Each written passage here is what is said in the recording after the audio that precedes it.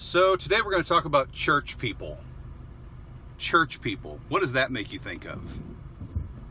Church people.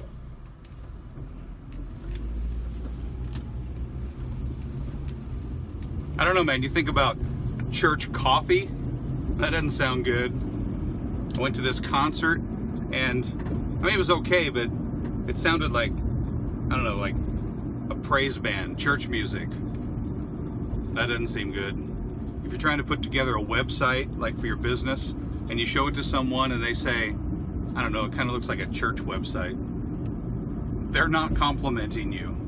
So I say this as a church person. I'm a church person. I'm like a professional church person. I mean, church people kind of get a bad rap. Church people are accused of being insincere, hypocritical, judgmental, which is a problem because Jesus said that you would know we were his disciples by our love for one another. By our love. When I was new to the Christian faith, I started writing these terrible little songs about Jesus and the things that I was reading about in the Bible. And I started going to this little church, and the pastor of this church, he encouraged me, and he asked me if I wanted to come sing one of my terrible little songs at a Sunday night service. He asked me to play one of my songs. Normally, people were looking for a way to get out of listening to me playing these songs. Like I'd start playing them and they'd start looking for an exit strategy. But this pastor was very encouraging to me, and he had me sing songs pretty often, like almost every week. And that lasted for a little while, but then that pastor, he moved on to a different church, and a new pastor came to our small town. This new pastor had a different approach.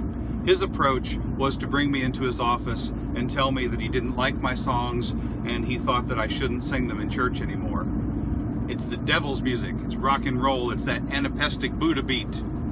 I was pretty crushed, but I didn't stop going to church and I didn't stop following Jesus. A few years later, I was in Bible college and a bunch of us went to a friend's church, and the pastor was praying for all of the Bible college students that came to visit that Sunday. We were all lined up. He was a big guy and he was putting his hand on everybody's head and praying for them.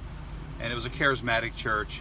And everybody was falling down. I mean, everybody was like falling to the floor, being slain in the spirit. Hi. So like one of my friends falls down and then the next one falls down. Thank you. Thanks. Have a good day.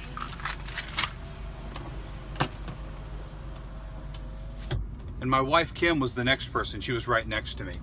And I thought, this is not going to go well, because Kim is not going to fall down for some goofy slain in the spirit thing. But then the pastor puts his hand on her head, and she goes down to the floor. I was completely stunned, just shocked. So then I'm next. And the pastor puts his hand on my head, and he shoves so hard that I had to take a couple steps back, but I didn't fall down. And I realized that's why everybody was being slain in the spirit. I looked down at Kim. She's sitting there on the floor just looking up at me with this shocked look on her face, because that pastor had basically just knocked her on her butt. I was so mad. I mean, people are the worst, but church people, wow. You've probably seen the bumper sticker, I like Jesus just fine, I'm just not crazy about his followers. I think a lot of people feel that way. They'll make the argument that you don't have to go to church to follow Jesus. They'll say something like, I feel a whole lot closer to God the further I am away from those people. Just me and Jesus, that's all I need. We can't be following Jesus with billions of other disciples, putting blinders on, putting our fingers in our ears, and pretending like no one else is there. It's not how it works. When we identify with Christ, when we say we're following Jesus, we're a Christian, then we become part of God's family. And we all know how it is with family, especially an enormous family like the church. Some of them are going to say things and do things that we think are just flat out wrong or at least very embarrassing. But they're still family. So I would say the only way to make sense out of this crazy life that we're all living is to follow Jesus.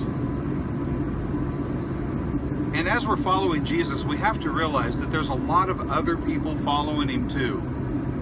And these people are going to be our family, our church. And if you're following Jesus, then guess what?